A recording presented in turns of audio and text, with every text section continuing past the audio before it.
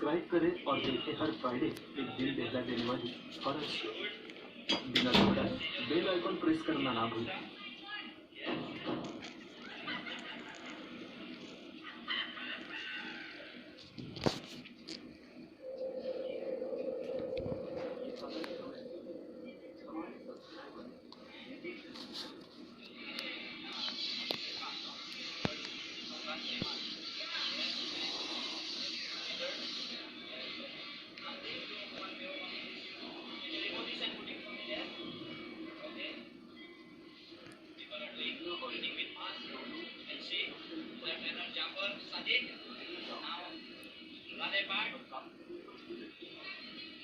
Shubham Gowda,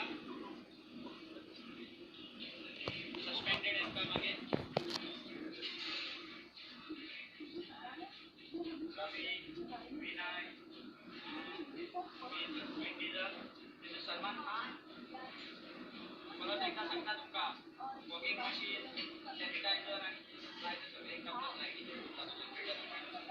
guys good morning and this is guide number 770 security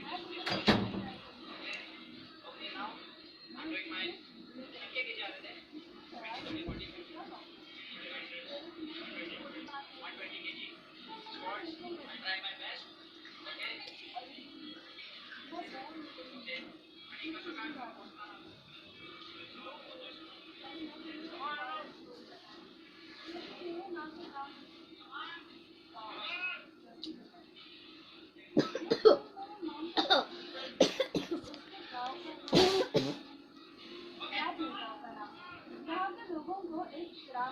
कि अगर वहाँ कोई पक्षी पैदा हो जिसके गाल पर बड़ा सा सिर है तो वो छुड़ेगा और अगर उसे नहीं मार डाला तो वो लोगों को मार डालेगी।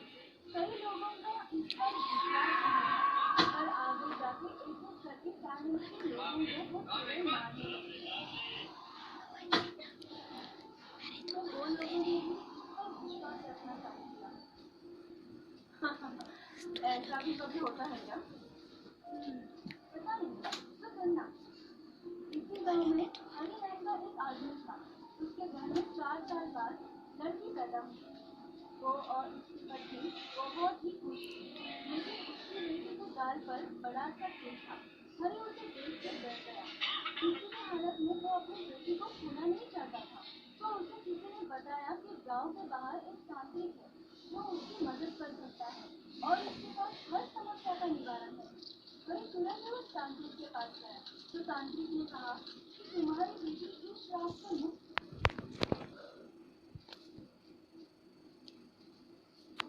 मुक्त हो सकती है लेकिन तुम्हें मेरी एक बात माननी पड़ेगी।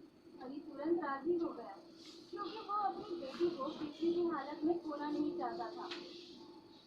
ऐसे तांत्रिक होते भी हैं क्या? हाँ होते हैं ना। तांत्रिक ने कहा कि आज से 12 साल बाद तुम्हें अपनी बेटी को मेरे पास लाना है। मैं उसके सर पर लोहे की एक कील मारूंगा। उससे उसे दर्द नहीं होगा क्योंकि उस लोहे की कील में मंत्रों की शक्ति होती है। वो चुड़ैल कभी उस पर हावी नहीं होगी और उसके गाल का वो कील भी गायब हो जाएगा। तुम्हें ध्यान देना है कि वो लोहे की कील कभी भी निकल ना पाए। उससे वो चुड़ैल फिर से जिंदा हो जाएगी और लोगों को मार डालेगी। और फिर 12 साल बाद हरी अपनी बेटी को तांत्रिक के घर ले गया।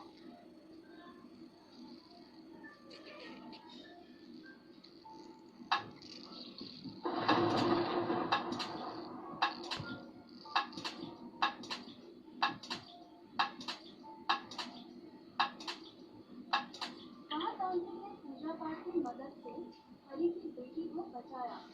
अब उस गांव में चुड़ैल का साया नहीं है। आपने बहुत ही डरावनी स्टोरी है ये। अभी तो वो लड़की काफी बड़ी हुई होगी।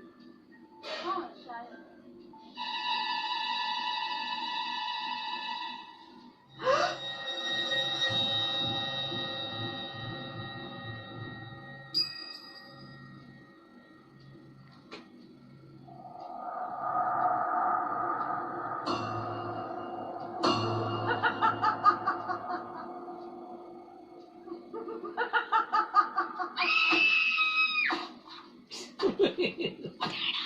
भी अलग रे।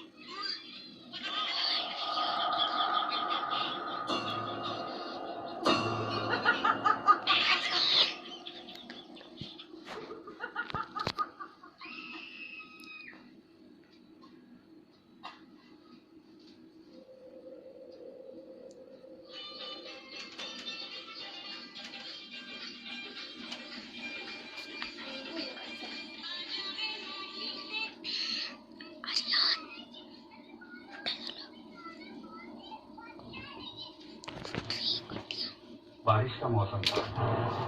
बिजलियां जोर जोर से कड़की।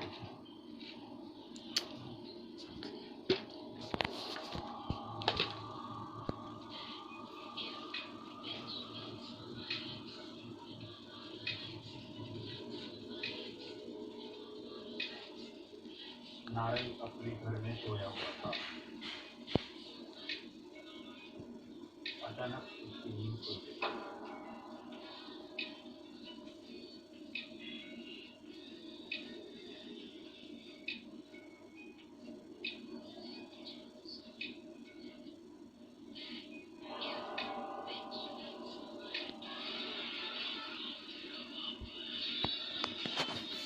और वो बाथरूम में चला गया।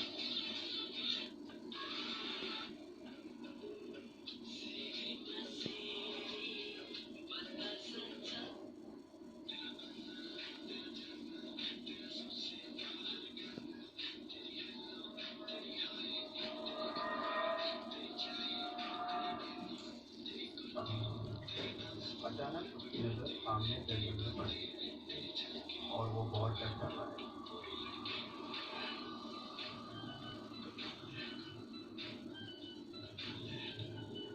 एक धुंधली सी परछाई थी। मूसलाधार बारिश की वजह से उसे कुछ ठीक से दिखाई नहीं दिया, लेकिन किसी के वहां होने का एहसास उसे हो रहा था। और अचानक वो परछाई वहां से गायब हो गई।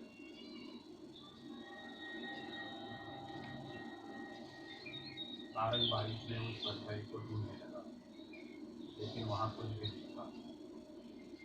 नारंग को लगा कहीं ये मेरा वहम तो नहीं, लेकिन उसकी आंखें उस परछाई को ढूंढ रही थी। आखिर नारंग ने मान लिया, शायद उसे वहम नहीं हुआ था। और जैसे ही वो अंदर जाने के लिए मुड़ा,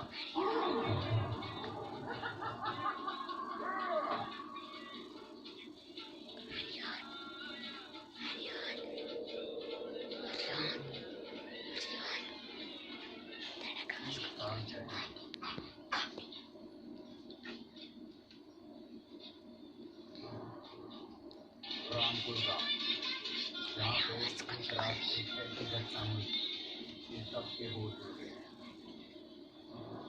4 कुटुंबों के सबसे छोटे बच्चे की उसने हत्या कर दी।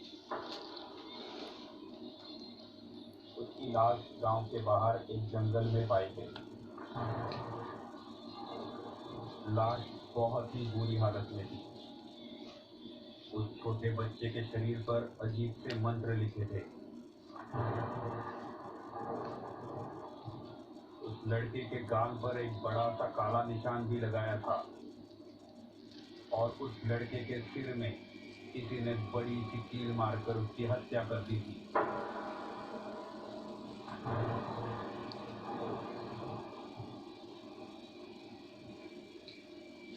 कुछ दिन बीत गए और फिर एक और अनहोनी हो गई।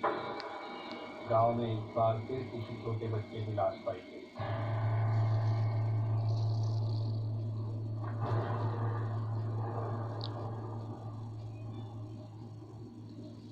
गांव वालों को पता ही नहीं चल रहा था आखिर ये कौन और क्यों बच्चों को मार रहा है।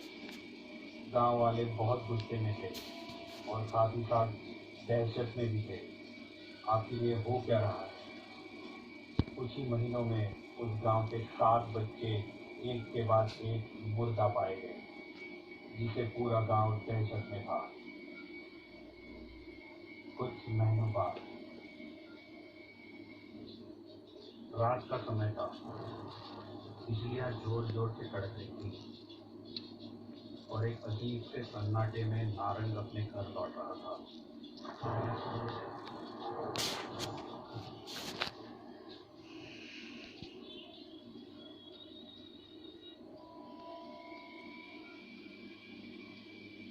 तब उसने एक औरत को अपना मुंह छुपाए जंगल की ओर जाते हुए देखा। अरे, ये नकुशा तो नहीं? इतनी रात गए कहाँ जा रही है? और नारंग उसका पीछा करने लगा। नकुशा उस गांव में कुछ साल पहले आई थी। उसका इस दुनिया में कोई नहीं था। नकुशा जिस घर में रहती थी या जहाँ भी जाती थी तो चमगादड़ का झुंड उसके आसपास दिखाई देता था। इस वजह से गांव में उसके बारे में बहुत बातें होती थी। बच्चे उसे चमगादड़ वाली आंटी कहते थे। फिर भी बच्चे उसे बहुत पसंद करते थे। जंगल में नकुशा आगे बढ़ रही थी और नारंग उसका पीछा कर रहा था। अचानक नकुशा को लगा कि कोई उसका पीछा कर रहा है। वो रुक गई। नारंग भी रुक गया। नारंग जल्दी से एक पेड़ के पीछे छुप गया। नकुशा ने पीछे देखा तो वहां कोई नहीं था। वो फिर से आगे बढ़ने लगी। नारंग भी उसके पीछे चलने लगा। नकुशा इतनी रात गए अकेले जंगल में क्यों जा रही थी, ये सोचकर नारंग काफी हैरान था। पीछा करते करते नारंग ने नकुशा को एक झोपड़ी में जाते हुए देखा। नारंग भी वहां पहुंचा और उसने जो देखा तो मानो उसके होश उड़ गए।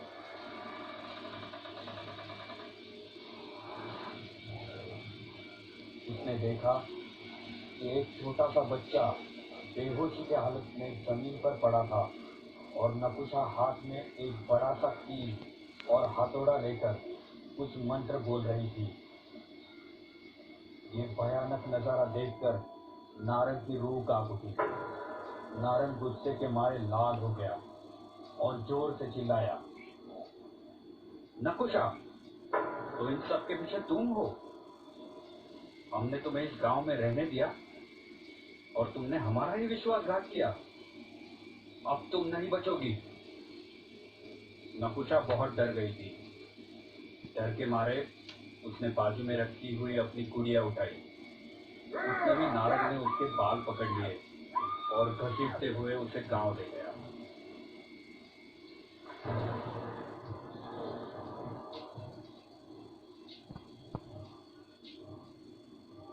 गांव वालों को जब उसने सारी बातें बताई तो गांव वालों के होश उड़ गए। गांव के कुछ लोग उस जंगल की झोपड़ी में गए तो उन्हें एक बच्चा बेहोशी की हालत में मिला।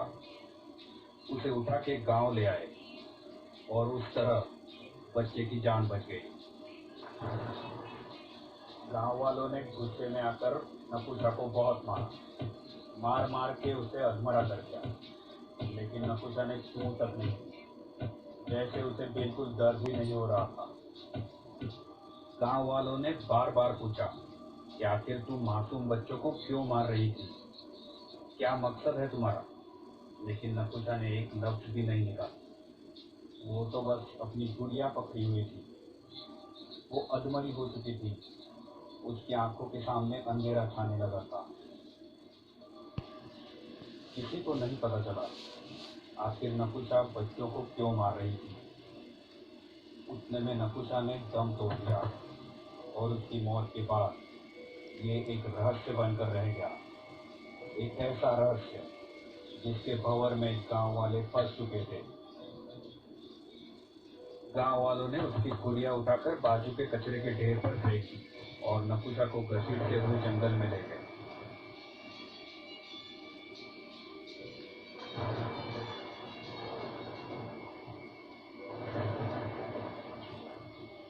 वहां उस पर मिट्टी का तेल डालकर उसे जला दिया गया।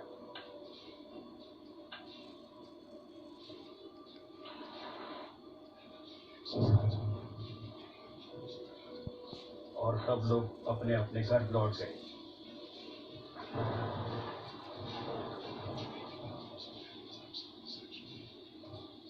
जीवन से उठकर मैं मृत्यु की ओर दौड़ती, लेकिन मैं जानती कि मैं मृत्यु से भी उठ जाऊंगी। इसलिए मुझे तलाश है उस चीज की जो जीवन और मृत्यु के उस पार है।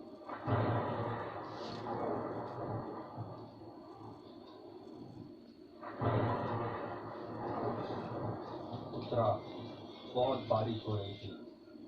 बिजलियां जोर जोर से कड़क रही थी। अंधेरे में नकुशा की गुड़िया बारिश में भीग रही थी।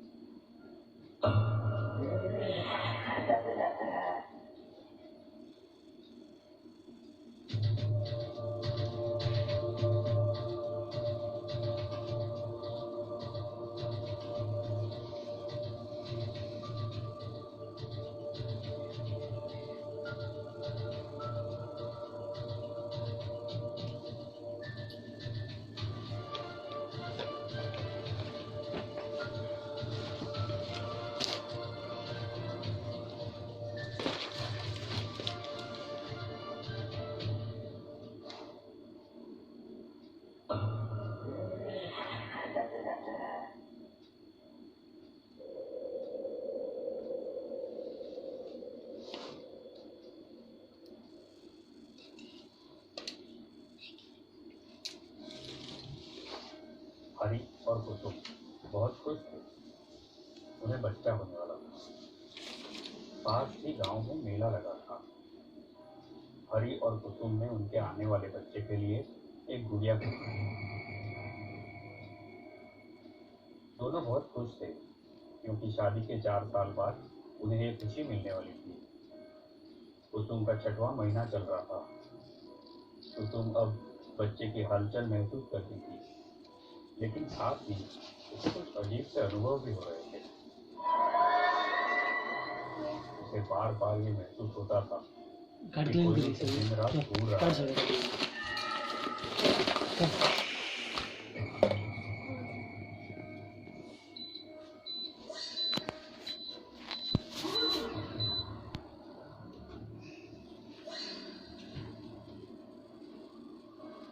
चल ले ऐसा में काट दो किसी की परछाई उसका दिन रात पीछा करती है। पर वही नहीं हर सुबह वो अपने शरीर पर अजीब से निशान देखती थी, लेकिन आने वाले बच्चे की खुशी में कुसुम और हरी इतने मग्न थे कि उनके साथ होने वाली अनहोनी के उन्हें कोई भनक भी नहीं थी। एक रात कुसुम अपने कमरे में सो रही थी। तभी उसे कुछ आवाजें सुनाई दी।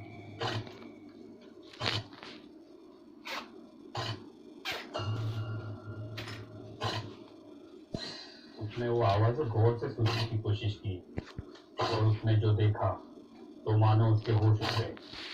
उसने देखा कि मेले से खरीदी हुई गुड़िया अपना सिर जोर जोर से दीवार पर पटक रही थी। ये नजारा देखकर कुसुम के रोंगटे खड़े हो गए। डर के मारे उसका दिल जोर जोर से धड़कने लगा। उसको अपने आंखों पे विश्वास नहीं हो रहा था। अचानक गुड़िया रुक गई और उस कमरे में सन्नाटा सा छा गया। कुसुम डर भरी आंखों से बस गुड़िया को देख रही थी। अचानक गुड़िया ने कुसुम की तरफ देखा और हंसने लगी और उस गुड़िया ने कुसुम के ऊपर छलांग लगाई। कुसुम का सपना टूट गया। कुसुम ने दूर रखी गुड़िया की ओर देखा और कहा, खुश, कितना डरावना सपना था। सुबह कुसुम ने आईने में देखा कि उसके शरीर पर कुछ अजीब से निशान थे। उसे लगा कि गर्भावस्था में शरीर पर होने वाले बदलाव होंगे और उसने उन निशानों को अनदेखा कर दिया। आखिर वो दिन आ ही गया। अंदर से आवाज आई, मिठाई बांटो, बेटी हुई है। बच्चे की किलकारी से हरी और कुसुम मानो फूले नहीं समा रहे थे। उनकी खुशी सातवें आसमान पर थी। हरी अपने बेटी को देखने के लिए उत्सुक हो रहा था।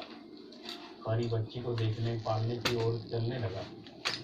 मेले से खरीदी हुई गुड़िया उसके हाथ में ही थी। उसने पालने की ओर झुक के अपने बेटी को देखा। हरी के खुशी के आंसू बता रहे थे कि वो कितना खुश था। उसने अपनी बेटी के लिए खरीदी गुड़िया अपनी बेटी के बाजू में रखी और कुछ ही पल में उसके चेहरे की वो खुशी चिंता में बदल गई। उसने देखा कि उसकी बेटी के गाल पे एक काला निशान था।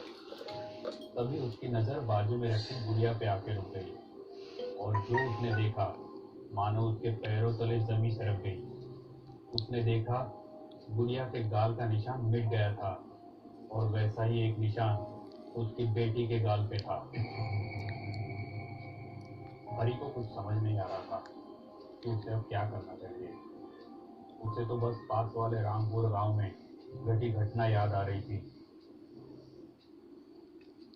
हरी के एक दोस्त के सुझाव से हरी दौड़ते हुए गांव के बाहर एक तांत्रिक के पास गया और तांत्रिक को सारी बात बताई।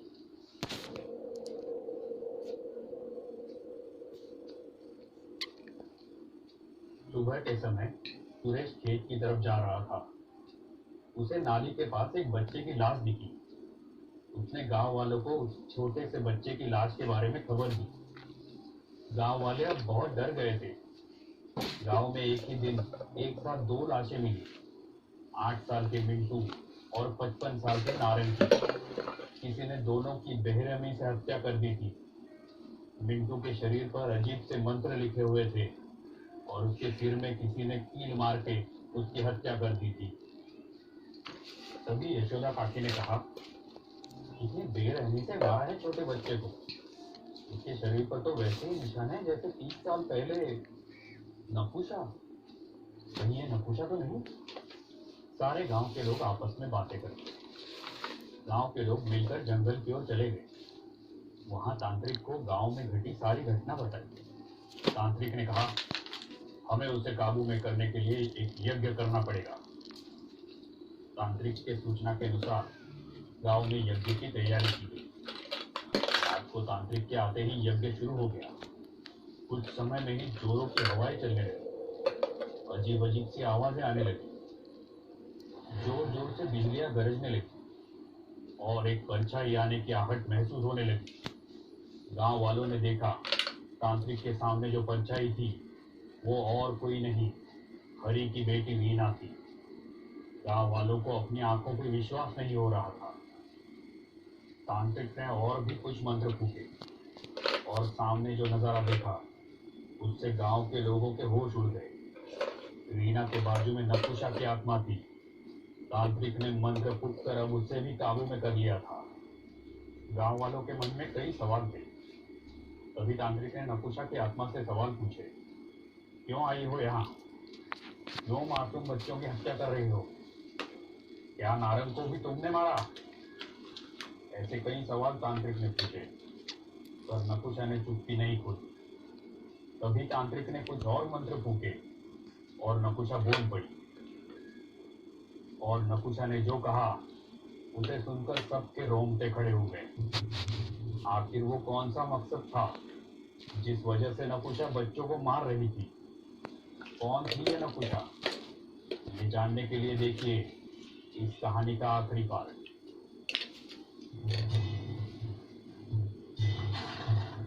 संपल्या मग काढत